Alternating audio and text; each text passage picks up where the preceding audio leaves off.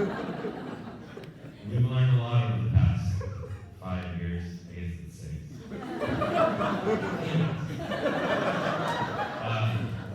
You learned that when I'm about to leave work, that means that I will be home in 5 minutes to 5 hours. You learned that 5 minutes left in the game does not mean there's only 5 minutes left in the game. You learned a world you never knew existed, one with Hail Marys and onside kicks, where a guy can't buy a bucket to throw in the ocean. A world where tickets are purchased walking from the car to the arena for the Warriors game. What did I learn? Well, I do now know a few of Vanderpump's rules. I learned that heather makes it gray, and nude is actually a color, not a... Never mind. I learned to dress with a little more style as long as I wear exactly what you put on the bed for me. I learned how to live in the moment with just a little bit of patience.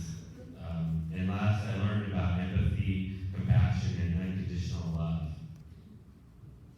We also learned new things together. We learned that a rose garden in the winter isn't very rosy. Food poisoning is very prevalent in San Francisco. And neither of us are 100% in charge. Marcus is. We also overcame struggles, learning how to love and support each other better and better over the years. Our connection became a stronger bond than I ever thought possible. Elizabeth, you feel like a warm, soft blanket, you smell like home, and you look like a delicate flower. You are smart, altruistic, loyal, and more patient than a preschool teacher.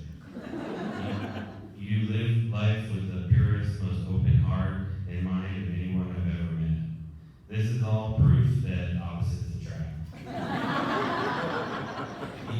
Even though I don't tell you enough, I always miss you during the large amount of time that we spend apart.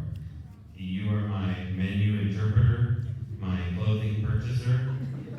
The best me has my hand in your hand. As we turn the page to the next chapter in our lives, we do it together. Let's share the fishing rod of life.